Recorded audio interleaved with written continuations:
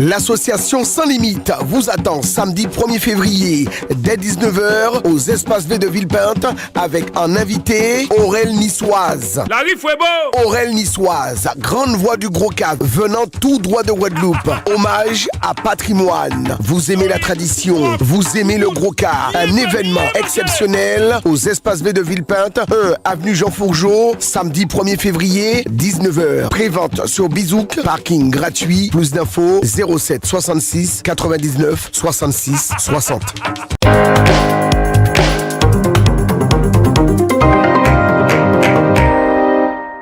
Nous avons produit une tribune et nous avons demandé au ministre de nous recevoir. On n'a pas eu de réponse. Là, on a demandé au préfet de le faire. Il a accepté en envoyant le secrétaire général aux affaires régionales.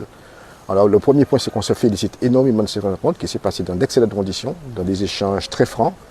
Le secrétaire général a dit au départ qu'il n'allait pas avoir la langue de bois et on a pu exposer les points qui étaient contenus dans notre tribune. Alors, très rapidement, de quoi s'agit-il?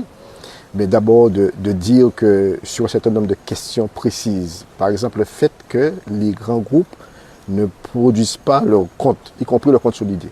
Donc nous avons demandé à ce nous avons posé le problème.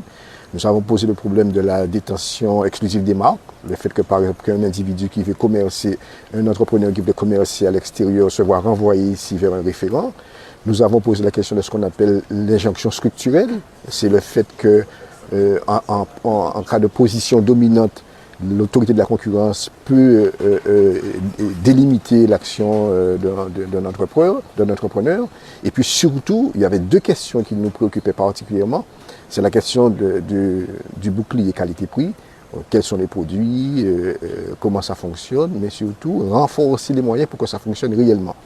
Et puis l'autre question, c'est la question des OPMR, c'est l'Observatoire des prix, des marges et des revenus. Alors, on n'a pas de réponse directe à ces questions-là, mais nous avons voulu les poser pour qu'au final, les moyens soient donnés pour permettre à l'État de contrôler, d'avoir de l'information et voir dans quelle mesure les prix peuvent chuter à partir des marges, de la baisse des marges. Alors, évidemment, c'est compliqué, c'est technique.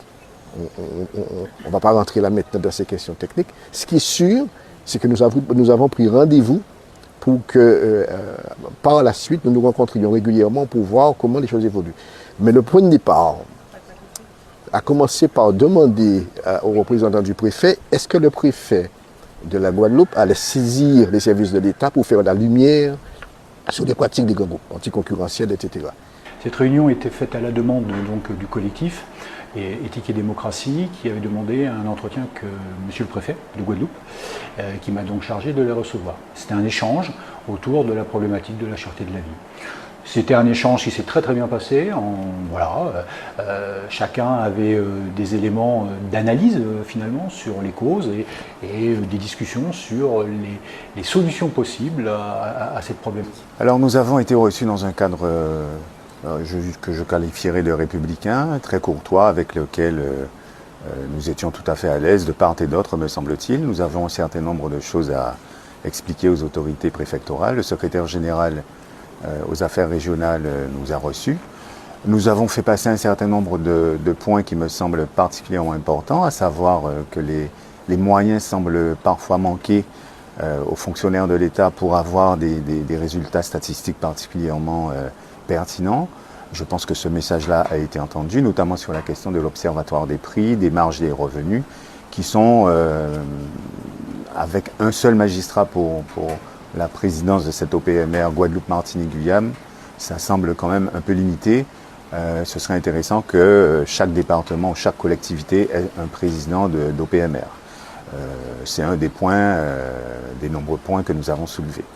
Et en conclusion, je pense que nous avons expliqué que le projet de loi de la députée Béatrice Bellé va tout à fait dans le bon sens, afin que les prix et la structure des prix soient plus favorables qu'elle ne l'est aujourd'hui, afin qu'il y ait une diminution des prix observés dans les Antilles-Guyane et dans l'outre-mer en général.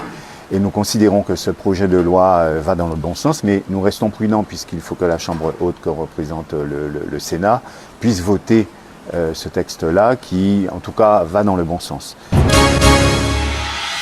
Oui, alors hier nous avons sur Petit Paris, parce que là il y a des soucis avec le réservoir de Petit Paris qui n'arrive pas à alimenter l'ensemble des administrés, nous avons au niveau de la ville livré 5 camions, 5 palettes d'eau. C'est à peu près 3000 bouteilles d'eau que nous avons livrées et les gens sont venus récupérer, on avait fait une annonce, récupérer à Matmanglanti. Mais on nous a dit qu'il y a des personnes âgées où les enfants ne sont pas sur place, qui ne peuvent pas venir y accéder. Donc on a décidé aujourd'hui, avec notre police municipale, notre élu en charge de la sécurité et la police municipale, de faire cette action qui consiste à aller chez des personnes âgées isolées, dont on a la liste, on a un listing de personnes âgées isolées, pour pouvoir cette fois-ci venir à domicile avec cette police municipale. C'est aussi une manière de montrer que la police, c'est pas que donner des PV, c'est pas que réprimander, c'est aussi s'occuper du bien-être de nos administrés.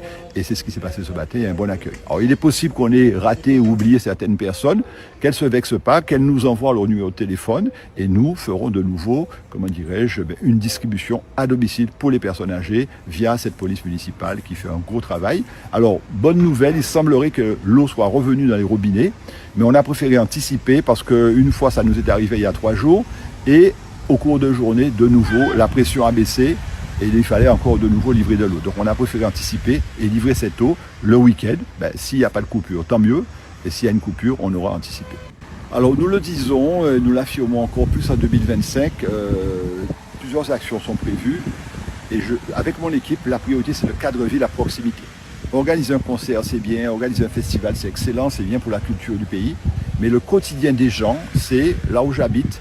Donc ce sont les déchets, on est en train de travailler avec la communauté d'agglo, c'est l'eau, on travaille avec le syndicat, et c'est bien sûr, comment dirais-je, l'état de la route communale.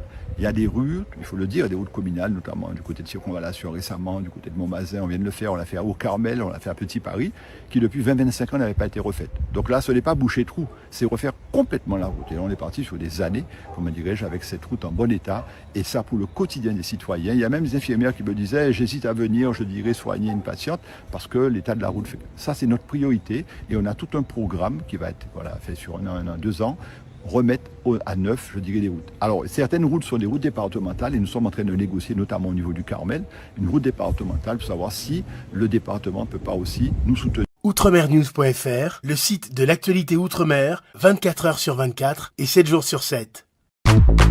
Retrouvez la chaîne Outremer News sur YouTube.